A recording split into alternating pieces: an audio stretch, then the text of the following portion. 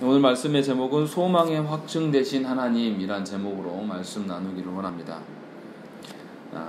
히브리서 6장에 우리가 지난주에 8절까지 말씀을 보았습니다. 그런데 그 8절까지 말씀의 내용이 어떤 것이냐면 하나님께 한번 그 빛을 비춤을 받고 성령의 은사도 경험했고 그런 경험이 있는 자라 할지라도 분명히 배도의 길을 걷는 자들이 있었다라고 이야기를 하고 있는 것이죠. 그러니까 이 지금 히브리서 기자가 극심한 고통과 핍박 속에 있는 성도들에게 이 편지를 썼는데요. 그 공동체가 어떤 상황이냐면 아주 핍박이 심해요. 그래서 잡혀가면 죽게 될 상황에 놓여 있단 말이죠. 그런데 그 속에서 생명을 걸고 신자로서 살아가는 자들인데 그들 중에서 더 힘들게 하는 게 뭐냐면 같은 공동체 안에 있는 자 중에서 배신자들이 있었다라는 거예요. 분명히 그 사람이 은혜 받고 성령의 역사하심을 경험한 것처럼 보여줬는데 그런 사람들 중에서 사이비 신자가 사이비 회신자들이 있었다라는 것이죠. 그리고 그들이 교회를 버리고 떠나갔어요. 그냥 떠나가면 괜찮은데 그들이 또 교회에 대해서 누설하고 알리게 되면 더 큰 핍박이 교회 안에 있을 수밖에 없는 것이죠. 만약에 이런 일들이 우리 교회에 있었다고 생각을 해보십시오. 그럼 우리 마음이 어떻겠습니까? 굉장히 불안하고 두려울 거예요. 그래서 이 히브리서 기자가 이 앞선 본문 8절까지에서는 무슨 이야기를 하냐면 그 배도자들이 원래 하나님의 자녀가 아니었다는 것을 이야기하면서 바른 길로 설 것에 대해서 아주 강력하게 성도들에게 권면하고 훈육하고 있는 말이 8절까지의 말씀입니다. 그리고 오늘 우리가 읽은 말씀에서는 이제 무슨 이야기를 하냐면 그런 자들이 있었던 반면에 너희 중에 신실하게 믿음 안에 서 있는 자가 있다 라고 이야기하면서 그 확신이 어디에 있는가, 그들이 어떻게 그렇게 설 수 있는가를 설명해주는, 그들이 어떻게 흔들리지 않고 소망 가운데 살아갈 수가 있는가를 지금 설명해주는 본문이 9절부터의 말씀이에요. 그러니까 말의 태도가 8절까지는 훈계하고 혼내는 방식이었다가 9절에 넘어오면 위로하고 소망을 주는 말씀으로 태도가 바뀝니다. 그래서 그리스도인들이 어떻게 하면 하나님께서 주신 인생을 살 때 기쁘고 즐겁게 살아갈 수 있는가, 그 근거가 여기에 나와 있는 거예요. 오늘 읽은 말씀에 나와 있는 것이죠. 그러니까 하나님께서 주신 인생 가운데 신자들에게 환난과 핍박이 있습니까? 없습니까? 늘 있어요. 고난이 있고 하나님 말씀대로 살려고 내가 마음을 딱 먹으면 어떻습니까? 이 마음을 지키지 못하도록 나를 유혹하고 나를 괴롭히고 나를 못살게 하는 인간들이 늘 있다라는 거죠. 이것을 피해갈 수는 없어요. 그런데 어떻게 하면 그 요동치는 그 속에서도 내 마음이 흔들리지 않고 내가 기쁘게 그 인생을 살아갈 수가 있는가, 그 이야기가 오늘 본문의 말씀입니다. 생각을 해보십시오. 핍박 중에 있어서 예수 믿는 것 때문에 붙잡히면 어떻게 됩니까? 사형당해요. 순교를 당해야 될 상황이에요. 그 교회 교인들 중에 어떻게 실망하지 않고 낙심하지 않고 흔들리지 않으면서 신앙생활 하는 자들이 있었다라는 거예요. 오늘 9절 말씀 보시면, 9절 10절 말씀 보시면 보십시오. 우리 한번 읽어보겠습니다. 9절 10절 말씀 시작. 사랑하는 자들아, 우리가 이와 같이 말하나 너희에게는 이보다 더 좋은 것, 곧 구원에 속한 것이 있음을 확신하노라. 하나님은 불의하지 아니하사 너희 행위와 그의 이름을 위하여 나타낸 사랑으로 이미 성도를 섬긴 것과 이제도 섬기고 있는 것을 잊어버리지 아니하시느니라 라고 되어 있습니다. 분명히 10절 말씀에 보면 그 핍박 속에 있는 성도가 뭐하고 있냐면 사랑으로 다른 성도를 섬기고 있고, 과거에 섬겼고 그때부터 지금까지도 지금도 그 섬기는 일을 잊어버리지 않고 있다는 것이죠. 분명히 교회 안에 배신자들로, 배도자들로 말미암아서 낙심되고 굉장히 괴로워하며 뭔가 하나님께 원망할 법도 한데 놀랍게도 그 공동체 가운데 이렇게 섬기는 자들이 있다라는 것이죠. 그런데 그들이 섬기는 것이 무엇 때문이냐? 9절의 말씀 보면 우리가 이같이 말하나 너희에게는 이보다 더 좋은 것, 곧 구원에 속한 것이 있기 때문에 이런다 라고 이야기하는 것이죠. 거꾸로 말하면 이런 거예요. 그들의 삶이 기쁘고 이렇게 살아가는 것, 너희가 구원을 받은 자가 있기 때문에, 받은 확신이 있기 때문에 너희의 삶이 어떻게 드러나냐면 감사하고, 너만 감사하는 게 아니라 같은 공동체 안에 처져 있고 낙심하고 있는 자들에게 어떻게 한다고요? 손을 내밀고 그들을 섬기고 그들과 함께 걸어갈 수 있도록 남을 부축해 줄 수 있는 능력까지 가진 자로서 공동체 안에 그 사람이 있다라는 거예요. 그러니까 얼마나 은혜입니까? 교회가 핍박과 환난 속에서 죽어가는 자들이, 이 교회가 그런 환경 속에 있어요. 우리는 그렇지 않지 않습니까? 우리는 아주 살만한 시대에 살아요. 그런데도 우리 시대에는 남을 섬기고 남을 떠안고 남을 품어가는 성도들은 찾아보기가 너무나 힘듭니다. 다 남에게 짐지워지기를 원하고, 다 남이 나를 섬겨줘야지 신앙생활을 겨우 하는 그런 방식, 그런 방식으로 우리가 신앙생활을 한다는 거죠. 어떻게 이럴 수 있는가? 우리는 핍박하는 자도 없고 먹고 살기도 너무나 편하고 예배드리는데 아무런 장애도 없는데 우리 중에는 이런 자들이 보기가 힘든데 어떻게 핍박받는 교회 안에 이런 일들이 있을 수 있는가? 그 원인이 무엇이냐면 구원에 속한 어떤 것이 그들 안에 있다라는 것이죠. 우리나라가 처음에 복음에 들어왔을 때 그 우리나라 상황이 어떻습니까? 복음이 처음에 전해졌을 때 조선이 망해가고 있었어요. 그리고 가는 데마다 술과 도박과 노름, 그리고 어떻습니까? 제가 어렸을 때도 기억이 나요. 저희 동네에 한 남편의 아내가 2명, 3명인 집들이 있었어요. 찾기 어려운 게 아니에요. 그냥 동네 휘 돌아보면 그런 가정들이 몇 가정씩 나오는 그런, 이게 사회가 얼마나 엉망진창이었습니까?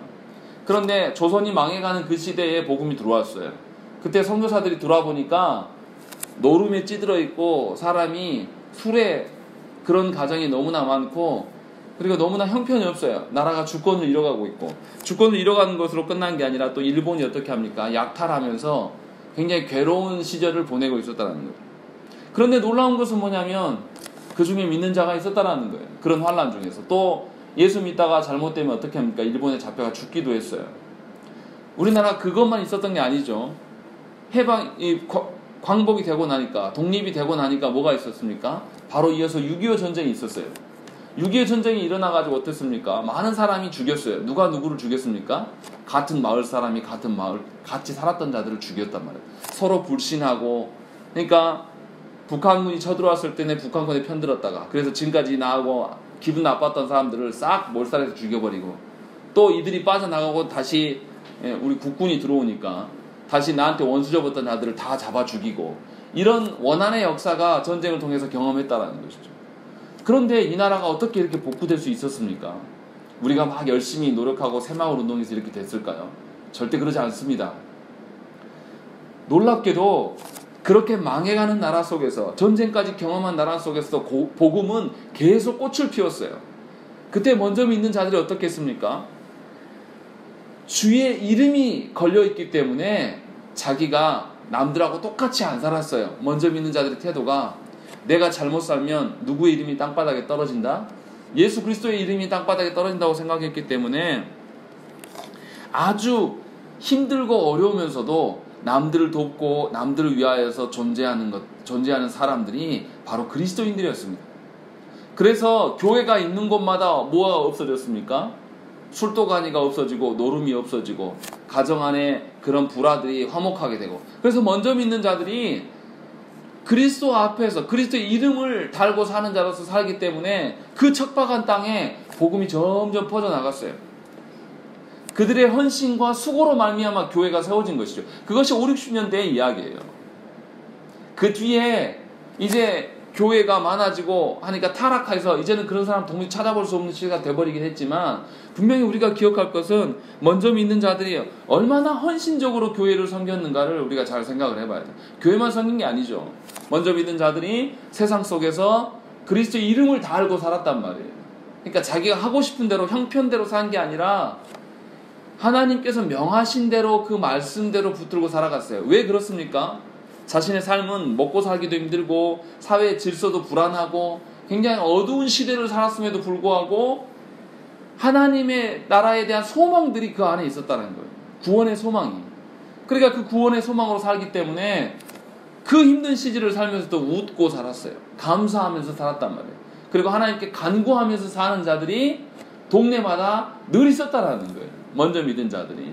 그런 자들로 인하여서 하나님께서 이 나라를 세워가셨어요. 그런데 우리 시대에는 다 이런 게 없어져 버렸죠. 먼저 믿은 자들이 예수를 아주 얼렁뚱땅 믿어요. 조금만 문제가 생기면 어떻습니까? 하나님 나 몰라라고 내 형편과 상황대로 내 계산대로 살아가요. 우리 시대에 정말로 흔들리지 않고 늘 미소를 띠면서 화 한 번 안 내면서 그렇게 신앙생활 하는 분이 교회 안에 있습니까? 정말 찾아보기 힘들어요. 안타까운 건 뭐냐면 예수 오래 믿은 분들이 더해요. 표정도 안 좋고요. 근데 제가 어렸을 때 기억이 나는, 제가 만났던 권사님들, 제가 만났던 그런 신앙의 선배들, 그런 분들이 어떻게 살았냐면 그렇게 먹고 살기 힘들고 찌든 시기에 늘 밤매로 다니고 일하면서 허리 꼬부라져 살면서도 제가 그분을 볼 때 인상 쓴 것이 기억이 안 나요. 그런 분들이 교회 안에 있었다라는 거죠. 그런데 하나님께서는 어떻게 하신다고요? 10절에 보시면 뭐라고 합니까? 하나님은 제일 마지막에 뭐라고 했죠? 너희가 섬기고 있는 것을 잊어버리시지 아니하시느니라 라고 해요. 분명히 자신들의 삶의 형편대로 사는 것이 아니라 하나님의 말씀을, 구원의 어떠함을 가슴팍에 새겨놓고 주님의 이름을 드높이려고 열심히 살아간 그 헌신과 희생과 봉사자들을 하나님께서는 기억하신다는 거예요. 절대로 잃어버리지 않는다는 것이죠. 생각을 해보세요. 하나님 앞에서 그렇게 구원대로 살아간 자들의 그 표정, 하나님 앞에서 그 흔들리지 않고 늘 감사함으로 살아가는 그 사람의 얼굴과 말, 행동들 얼마나 많은 사람들한테 귀감이 됐겠습니까? 그러니까 먼저 믿는 자들이 그런 방식으로 살아가니까 나중에 만난 자들이 예수 믿는 사람은 달라, 이런 마음들이 있었어요. 저도 기억이 나요. 80년대 제가 어렸을 때 동네 사람들이 예수 안 믿는 분들이 뭐냐면 교회 가면 착해진다라는 그런 관념들을 다 갖고 있었어요. 그런데 요즘에 누가 그런 생각을 갖고 있습니까? 교회 가면 사기꾼 될까봐 두려워하죠. 왜 이렇게 됐습니까? 먼저 믿는 분들이 하나님 앞에서 바로 서지 않았다라는 거예요. 하나님께서 그냥 교회 안에 머물러만 있지 진심으로 하나님 마음대로 주신 대로 하나님 주신 구원의 어떠함으로 감사함으로 살지 못했다라는 것이죠. 그런데 예수께서 뭐라고 하셨습니까? 마태복음 25장 37절부터 40절 말씀 보시면, 이에 의인들이 대답하여 이르되 주여 우리가 어느 때에 주께서 줄이신 것을 보고 음식을 대접하였으며 목마르신 것을 보고 마시게 하였나이까? 어느 때에 나그네 되신 것을 보고 영접하였으며 헐벗으신 것을 보고 옷 입혔나이까? 어느 때에 병드신 것이나 옥에 갇히신 것을 보고 가서 배웠나이까 하리니, 임금이 대답하여 이르시되 내가 진실로 너희에게 이르노니 너희가 여기 내 형제 중에 지극히 작은 자 하나에게 한 것이 곧 내게 한 것이니라 하시고 라고 되어 있습니다. 예수님께서 비유로 말씀하신 내용이에요. 분명히 하나님께서는 그 사람이 보이지 않는 하나님께 갚을 수는 없지만 하나님께 받은 은혜로 살아가며 하나님 주실 그 하나님 나라를 소망하며 살아가서 함께 그 나라에 들어가기를 권면하면서 그들에게 친절을 베푸고 헌신과 봉사하는, 복음을 전하는 그런 자들을 하나님은 다 기억하실 거라고 말씀하신다는 거죠. 그래서 내 이웃에게 한 일을 곧 하나님이 받으셨다라고 말씀하고 있다는 것이죠. 하나님은 언약에 아주 신실하신 분이에요. 언약을 아주 잘 지키시는 분이에요. 그렇기 때문에 언약을 지키며 언약을 신뢰하면서 언약 안에 살아가는 그런 신자들을 하나님은 결코 잊지 않으십니다. 그래서 그들에게 어떻게 합니까? 언약에는 반드시 두 가지가 있어요. 순종하면 뭘 주시고요? 복을 주시고, 불순종하면 어떻게 하죠? 저주를 내리시는. 그러니까 하나님의 언약을 신실히 지키려고 살아가고 애쓰는 자들에게는 하나님이 분명히 그 언약의 복으로 그들을 대하여 주신다는 것이죠. 그러니까 신자는 끝까지 그 언약의 길을 포기하지 않고 삶의 태도를 하나님만을 바라보면서 하나님의 방식대로 그렇게 살아갈 때에 하나님의 그 언약을 지키시려고 하는 그 성실함을 누리면서 살아갈 수가 있게 되는 것입니다. 그러니까 하나님의 언약을 붙들고 살아가는 자는 사람들 앞에서도 칭송을 받을 수밖에 없는 거예요. 왜냐하면 그가 어떠한 상황에서도 하나님께 감사하며 하나님의 그 말씀대로 살아가기 때문에 그 안에는 일정한 삶의 패턴과 변하지 않는 늘 그러한 모습을 띠는 항존적인 모습이 그 안에 드러난다는 것이죠. 그런 자에게 하나님께서는 많은 사람들을 붙여주시고 많은 이들과 함께 인생을 인정받으며 살 수 있게끔 행하신다는 것이죠. 근데 우리 시대의 그리스도인들 어떻습니까? 너무나 안타까워요. 하나님의 그 성실하심을 근거하면서 하나님이 그렇게 성실하시고 완벽하게 언약을, 약속을 지키시는 하나님이기 때문에 그것을 믿고 그것으로 인하여서 기쁘게 살아가는 그리스도인들이 멸종돼 버렸어요. 하나님께서 분명히 우리에게 하나님의 언약을 이루시고 언약의 복으로 평생을 또 영혼을 이끄신다고 우리한테 약속하셨어요. 그런데 우리는 계속 의심합니다. 그러니까 어떻습니까? 손에 지금 당장 잡히지 않으면 안 믿어요. 하나님께서 분명히 이유가 있으셔서 이곳에 개척해 하셨고 이곳에 사역지를 주셨다라면 하나님의 때를 기다릴 수 있어요.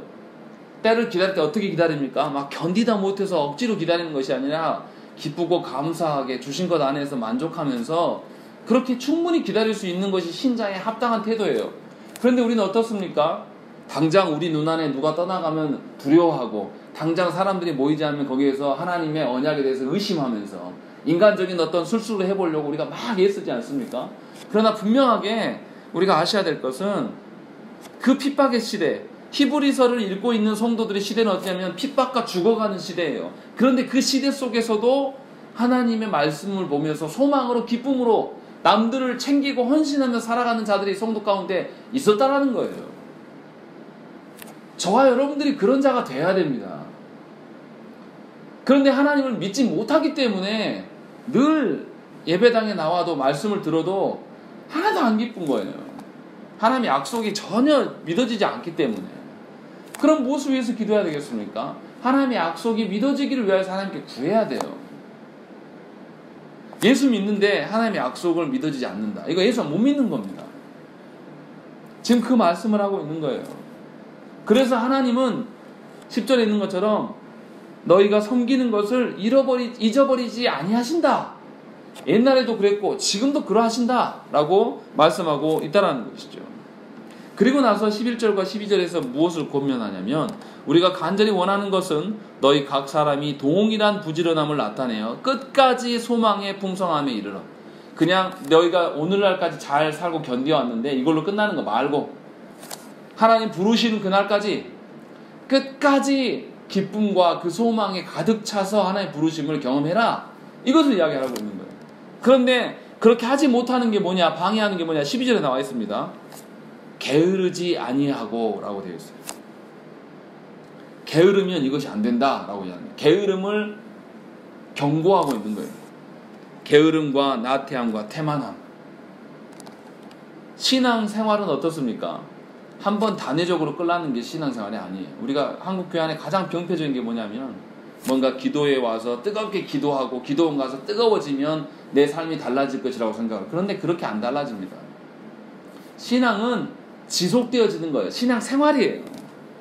결혼생활이 왜 힘들고 어렵습니까? 사랑이 지속되지 않기 때문에 그래요. 그냥 신혼 때 그 육신의 달콤함에 젖어서 잠깐 좋았다가 마는 방식으로 서로를 바라보니까 결혼생활 재미가 없죠. 즐거울 수가 없죠. 그런데 그게 아니고 그 사랑, 하나님 앞에서의 사랑을 지속적으로 누려가는 것이 신앙생활이에요. 그러니까 4절에 분명히 뭐라고 되어 있습니까? 우리가 지난주에 봤던 말씀, 우리 4절 한번 읽어보겠습니다. 읽겠습니다. 시작. 한번 빛을 받고 하늘의 은사를 받고 소명의 찬양을 받고. 예, 한 번 빛을 보고 한 번 하늘의 은사를 맛본 사람들이 결국 어떻게 됐다고요? 6절에 타락했다. 그들이 배도해버렸다. 이야기를 하고 있는 거예요. 그러니까 예수 믿으면서 가장 조심해야 될 게 뭐냐면 한 번 은혜 받은 것으로 평생 울겨먹으려고 하는 것은 신앙이 아니에요. 게으르게 나태하게 되는 것은 뭐냐면 어떤 한 번에 경험하고 난다 해서 우리 스스로 뭐냐면 이만하면 됐다 우리가 스스로 생각하는 거예요. 그러면 뭐가 찾아옵니까? 나태함이 찾아와요. 안일함이 찾아와요. 태만함이 찾아옵니다. 그렇게 해서 어떻게 됩니까? 우리가 이제 하나님으로부터 점점 멀어지게 되는 것이죠. 이 시대에 신앙생활하는데 가장 위협적인 존재가 뭡니까? 핍박이나 누가 괴롭히는 환난이 아니에요. 환난도 아니죠. 우리가 지금 경험하고 있는 모든 것들은.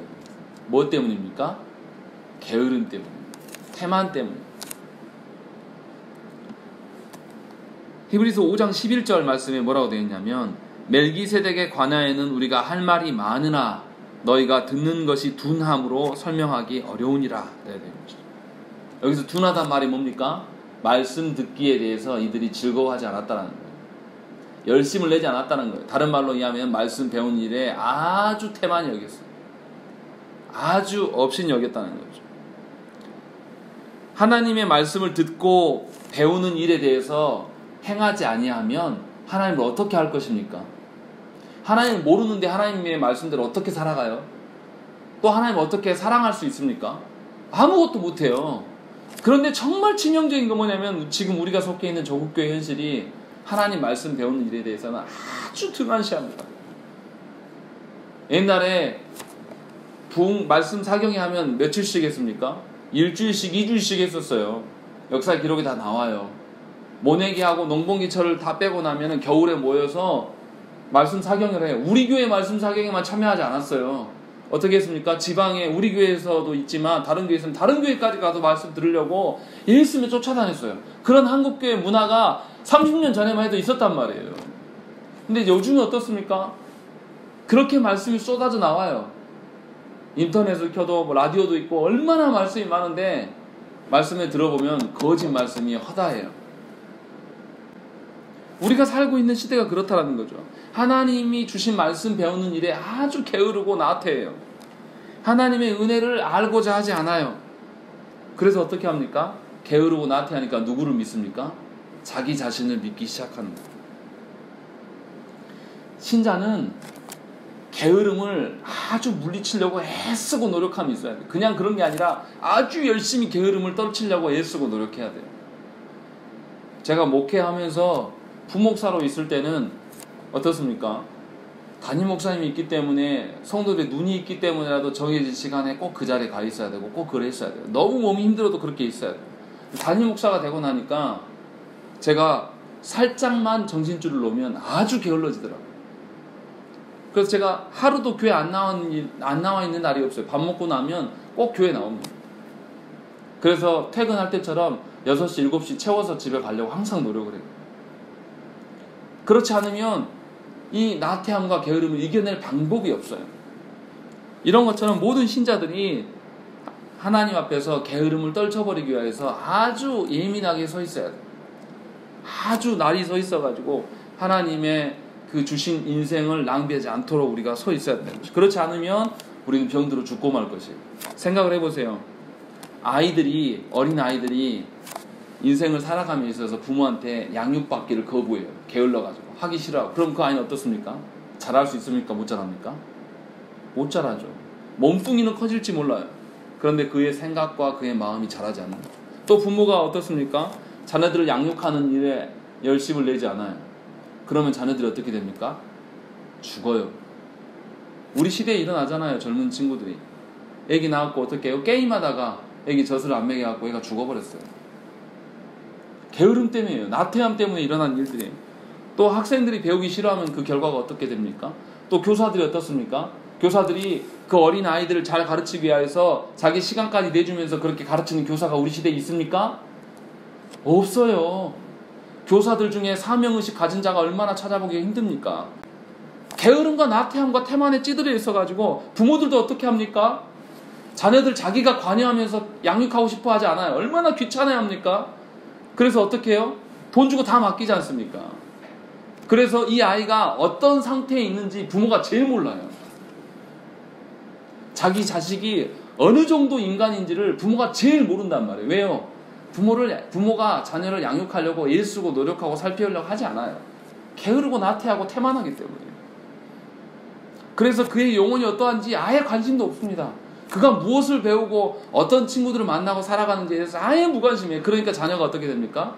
세상 자식이 되어버리고 탈선해버리는 거예요. 자기 품 안에서 볼 때 예쁜 것이지 밖에 나가면 사람 노릇도 못하는 아이들이 지천에 깔려있는 거예요. 이것이 다 무엇 때문에 생겨난 것입니까? 게으름 때문에 생겨난 시대예요. 우리 시대가 어떻습니까? 편리한 거 얼마나 좋아합니까? 편리한 것을 다르게 말하면 뭐예요? 게으른 겁니다. 조금만 날품 팔면 할 수 있는 일인데도 우리 어떻게 해요? 안 합니다. 분명히 예수님께서 뭐라고 하셨습니까? 1달란트 받은 종에 대해서 어떻게 하셨죠? 그 게으름에 대해서 하나님 진노하시고 그에 있는 1달란트 뺏어서 5달란트한테 주고 그걸 어떻게 했어요? 바깥에다 던져버렸어요. 그러니까 그 사람이 밖에서 이를 갈고 분노했다라고 그랬죠. 그러나 그는 다시 집안에 들어올 수가 없습니다.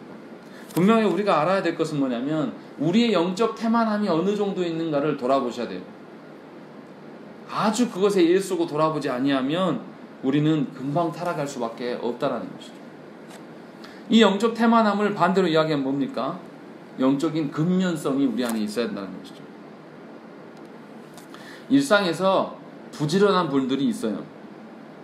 무엇인가 부지런하게 살아갈 수 있는 이유가 무엇입니까? 어쩔 때 우리가 부지런해집니까?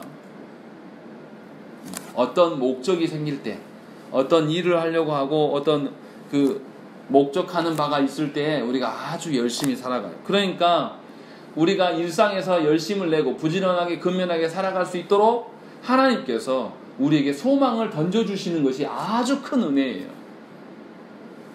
그러면 우리가 잘 견디며 살아간다는 거죠. 예를 들어서 이런 거예요. 우리 작년에 김장김치 담을 때 어떻게 했습니까? 김장김치 담는 일에 힘들어도 다 시간을 내서 교회에 와 있잖아요. 김장김 담는 게 힘들어요. 육신에. 근데 어떻게 합니까? 힘들어도 그걸 잘 참고 견뎌요. 왜요? 동일한 목적을 갖고 있기 때문에. 그래서 잘 견딘단 말이죠. 부지런하게 그 하루를 보낸단 말이에요. 아침부터 교회 와서 잘 보내다 간다는 거죠. 그런데 목적이 사라져 버렸어요. 김장도 다 했고 할 게 없으면 어떻게 하죠? 우리가 TV 켜놓고 그냥 의미 없이 시간들을 보내지 않습니까? 그런 것처럼 하나님께서 우리에게 그런 영적 나태함에 빠지지 아니하도록 하나님께서는 우리에게 소망을 주셨어요. 그 소망이 하나님 나라의 소망이에요. 큰 그림으로 봤을 때. 우리 각자에게 사명을 주셨단 말이에요. 이 사명에 대해서 잘 모르니까 하나님께서 알려고 뭘 주셨어요? 또 자녀를 주셨단 말이죠. 자녀를 주셔서 바르게 양육하고 자녀 때문에 계속 생각하고 고민하고 부지런히 일할 수 있도록 하나님 주셨단 말이에요. 저도 자녀를 키워보니까 그래요. 자녀가 있으면 힘들고 괴롭지만 반대로 자녀가 없어져 버리면 아마 일상이 아주 나태해질 것입니다. 자녀가 있으니까 일어나서 밥이라도 챙기고 그걸 하면서 같이 부지런을 떨며 살아가지 않습니까? 이런 것처럼 하나님께서 우리에게 부지런하게 근면하고 살아갈 수 있도록 하나님께서 우리에게 영적인 소망을 주신다는 것이죠. 그러니까 12절에 보면 뭐라고 되어 있습니까? 12절 한번 읽어보시죠. 시작.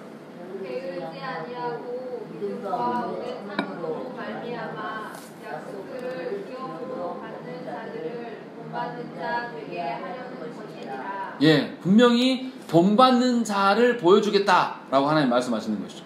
그 섬기고 봉사하고 흔들리지 아니하는 자들을 교회의 모델로 삼아서 본받게 하시겠다라고 이야기를 하고 있는 것이죠. 제가 어떤 목사님 가정의 자녀들을 본 적이 있어요. 그런데 그때 그 아이들이 3, 4학년 정도 됐었어요.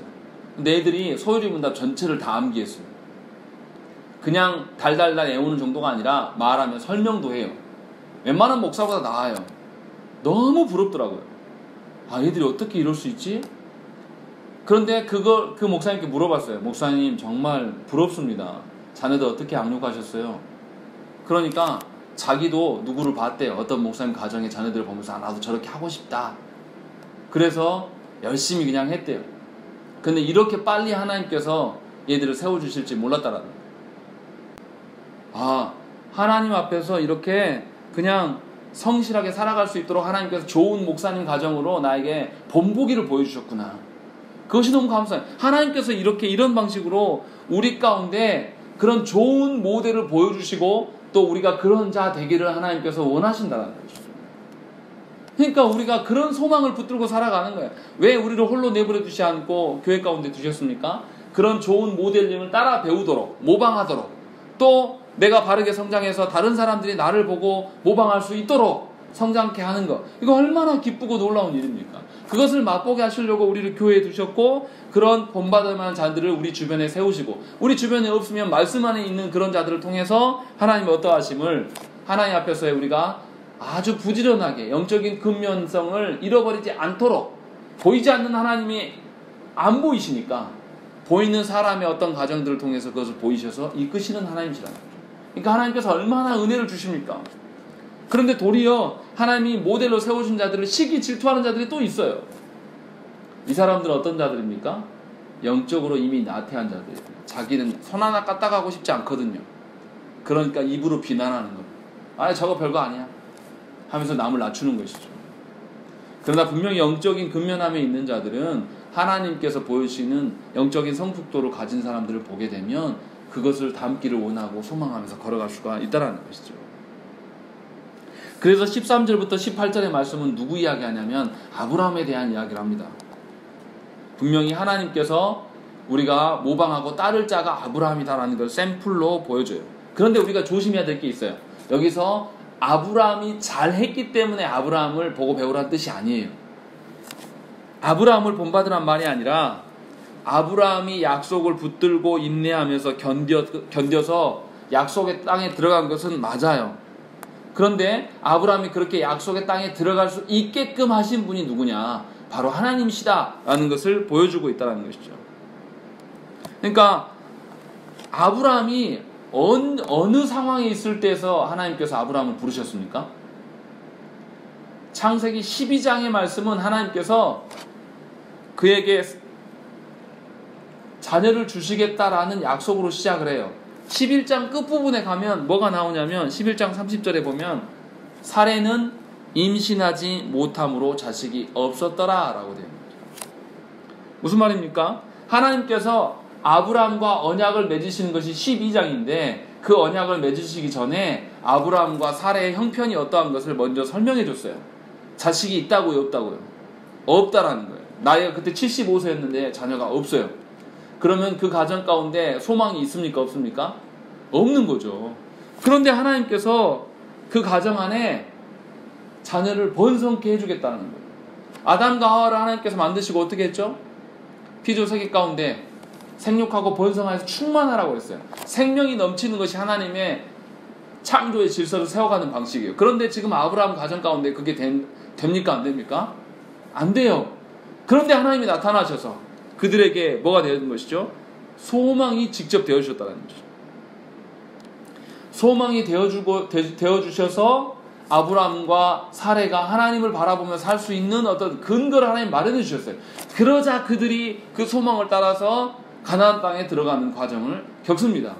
물론 하나님께서 아들을 바로 주십니까? 바로 주시지 않아요. 그래서 이 아브라함과 사레가 어떻게 합니까? 하나님께서 네 기업을 이을 자를 주겠다라고 이야기하니까 아브라함이 뭐라고 이야기합니까? 나는 못 나요. 나 말고 누구요? 다메섹 출신 엘리에셀을 통해서 내 뒤를 잇게끔 해라. 그게 맞지 않습니까? 라고 하나님과 이야기합니다. 그런데 하나님 뭐라고 하죠? 아니, 네 몸에서 날 자다 라고 하나님 말씀하시죠. 그러고 나서 10년을 기다렸는데 안 나요. 하나님 안 주셔요. 그러니까 어떻게 합니까? 아브라함과 사레가 하갈을 집어넣어서 이스마엘을 낳아버립니다. 그렇게 믿지 않았어요. 그러나 하나님께서는 어떻게 해줘? 지속적으로 그 언약을 확인시켜 주십니다. 할례를 통해서 언약을 확인시켜 줬고 또 천사들을 보내주셔서 내년에 네가 아기를 갖게 될 것이다 라는 것들을 정확하게 계속 언약을 확증해 주시는 것이죠. 그리고 나서 창세기 22장에 아들을 바치라고 이야기를 하신다는 것이죠. 아들을 바치는 사건을 통해서 하나님의 그 소망이 얼마나 확정적인가를 보여주고 있다는 것이죠. 아들을 바치는 것이 어떻게 소망이 될 수 있습니까? 이게 이제 우리가 알아야 돼요. 오늘 말씀에도 나옵니다. 14절 말씀 한번 읽어보시죠. 읽겠습니다. 시작. 그때 내가 반드시 너에게 복 주며 너를 성성하게 하고 번성하게 하리라 하셨더니. 예, 이 말씀 언제 하신 말씀이냐면요. 하나님께서 아브라함에게 이삭을 바치라고 했을 때 아브라함이 순종하고 난 이후에 이 말씀을 하신 거예요. 네가 언약을 잘 지켰기 때문에 내가 복 주고 복 주며 너를 번성하게 하고 번성하게 할 것이다 라고 이야기하는 것이죠. 하나밖에 없는 네 독생자를 나에게 바치기에. 그런데 이것을 히브리서 11장 19절에서는 뭐라고 기록하냐면요, 그가 하나님이 능히 이삭을 죽은 자 가운데서 다시 살리실 줄로 생각한지라 비유컨대 그를 죽은 자 가운데서 도로 받은 것이니라 라고 되어 있는 것이죠. 아브라함이 하나님께 이삭을 바치라고 했을 때, 아브라함이 그것을 바쳤을 때에 아브라함의 심정은 어떤 거냐면, 하나님이 이 자녀를 다시 살리실 것이다, 죽었던 아들을 다시 받게 된 그런 기쁨에 대한 확증이 생겨나요. 그러니까 이삭에 대한 걱정을 하겠습니까? 안 하겠습니까? 이제 안 하죠. 하나님 죽음 가운데서도 살려내시는 하나님이심을 그가 봤기 때문에 하나님의 언약에 대한 소망이 더 확정적으로 세워질 수밖에 없다는 것이죠. 그래서 지금 이 말씀에서 13절부터 18절까지 하시는 말씀은 뭐냐면, 하나님이 당신의 언약을 사람하고 약속을 맺으셨는데 그 약속이 너무나 확실하다라는 것을 스스로 입증해 나가심을 보여준다는 거예요. 그래서 어떻게 해요? 하나님의 언약이 확실한 것을 누구를 통해서 알립니까? 선지자들을 통해서 말씀으로 알려주셔요. 첫 번째는 말씀을 주셔요. 하나님의 언약의 확실한 것을. 또 그리고 뭐 하십니까? 말씀만 주시는 게 아니에요. 또 뭐 하세요? 13절 보세요. 13절 보시면, 하나님이 아브라함에게 약속하실 때 가리켜 맹세할 자가 자기보다 더 큰 이가 없으므로 자기를 가리켜 맹세하여 라고 해요. 맹세는 누구한테 합니까? 힘이 더 센 자가 약한 자에게 맹세합니까? 힘이 약한 자가 더 큰 자에게 합니까? 일반적으로 맹세는 힘이 약한 자가 큰 자에게 합니다. 그런데 하나님이 오늘 말씀에 있는 것처럼 자기보다 더 큰 이가 없으신 그분이 스스로 맹세를 해요. 누구를 위해서? 저와 여러분들을 위하여서 언약을 못 믿으니까 본인의 이름을 걸고 스스로 맹세하신단 말이에요. 세상 가운데 가장 크신 분이 하나님이신데 본인의 이름을 걸고 맹세하셔요. 그러면 그 약속을 지켜진단 말입니까? 안 지켜진단 말입니까? 반드시 지켜진다는 말이에요. 그런데 왜 그 말씀을 못 믿냐 이 말이에요. 하나님께서 못 믿는 우리들을 향해서 말씀을 주시고 스스로 맹세하시면서 그것을 확증하겠다라고 이야기하는데 저와 여러분들이 얼마나 믿냐 이 말이에요. 안 믿는다는 거죠. 근데 생각을 해보세요. 하나님이 약속해놓고 하나님의 이름을 걸고 약속을 했어요. 그런데 약속을 안 지켜요. 이건 몇 계명 어긴 걸까요? 10계명 중에서 몇 계명을 어긴 겁니까? 3계명을 어긴 거예요. 하나님의 이름을 망령되이 일컫는, 하나님이 자기 이름을 스스로 망령되이 일으키면서 언약을 어기면 그게 하나님입니까? 하나님일 수가 없는 거죠. 그런데 하나님은 이 무모한 맹세를 하신단 말이에요. 이 말씀 뭡니까? 내가 너에게 약속한 그대로 지키겠다. 100% 이상 내가 너한테 지켜서 보여주겠다라는 것을 하나님께서 스스로 맹세하셨다라는 거예요. 이것만으로도 우리가 어떻습니까? 확신 안에 설 수밖에 없는 것이죠. 하나님의 말씀과 하나님의 그 맹세가 있다는 그 사실 하나만으로도 하나님의 말씀은 실현될 수밖에 없음을 저 여러분들이 아셔야 된다는 거예요. 그러니까 여러분들이 일상을 살아갈 때에 하나님을 믿고 하나님을 의지하면서 사시란 말이에요. 세상의 돈이나 세상의 어떤 사람들을 의지하지 마시고 하나님을 의지하면서 살아가면 하나님이 약속을 이루신다니까요. 지금 눈에 보이는 건 아무것도 없어요. 저도 그래요. 우리 교회 보면서 이제 2년 되고 3년째 돼가는데 인간적으로 생각하면 이거 언제 어떻게 부흥하지? 이런 생각이 자꾸 들 때가 있어요.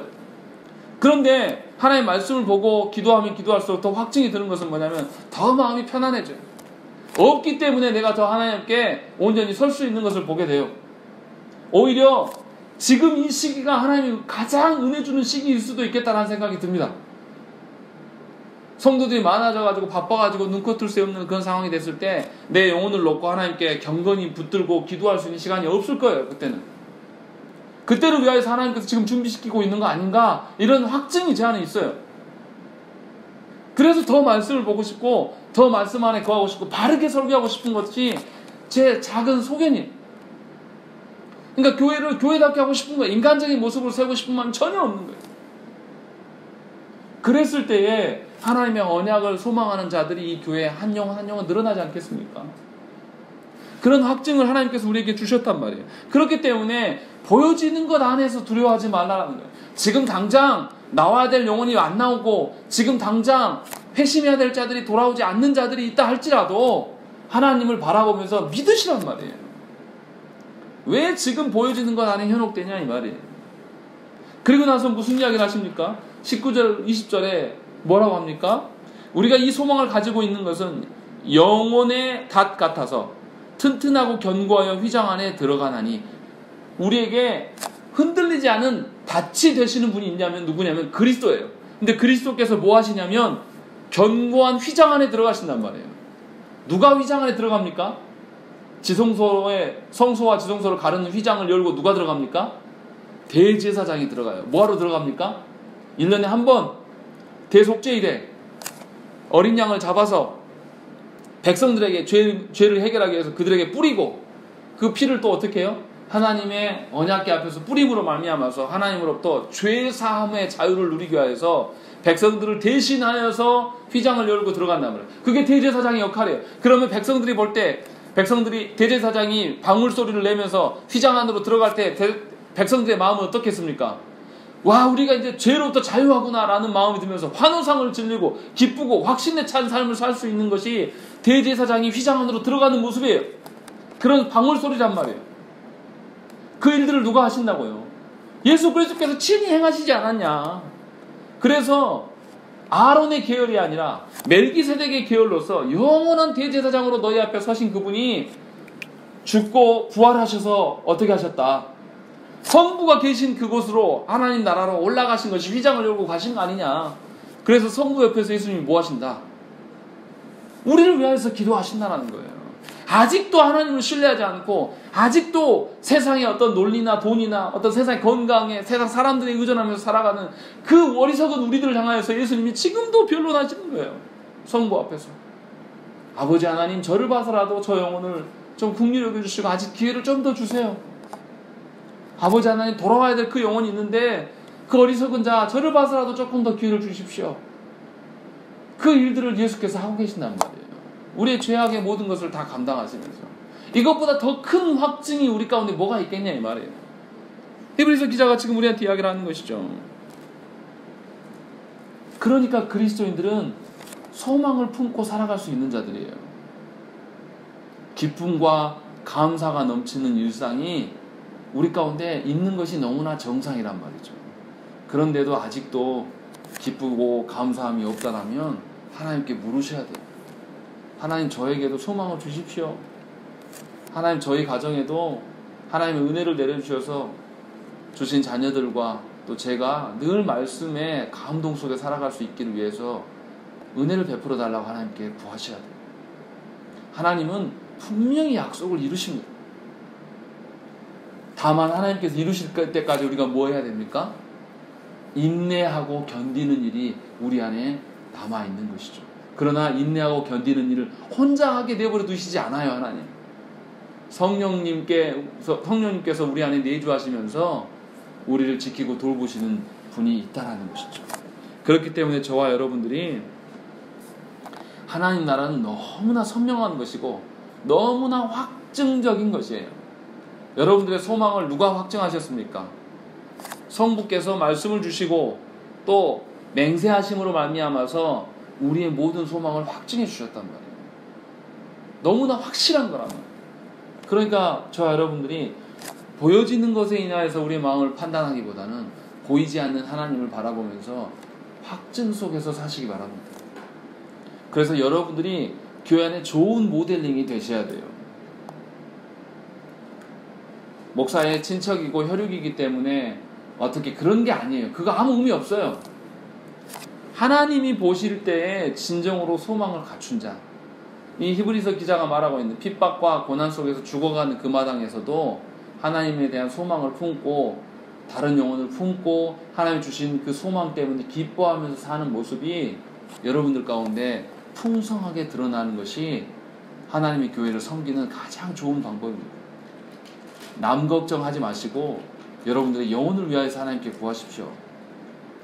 여러분들의 영혼이 충분히 하나님의 그 말씀 안에서, 하나님의 확증 안에서 기뻐하는 날들을 속히 오게 해달라고 기도하는 것이 우리가 하나님께 드려야 될 가장 근본적인, 가장 기본적인 기도임을 잊지 마시고 늘 하나님께 구하는 자들 되시기를 간절히 축원합니다. 함께 기도하겠습니다.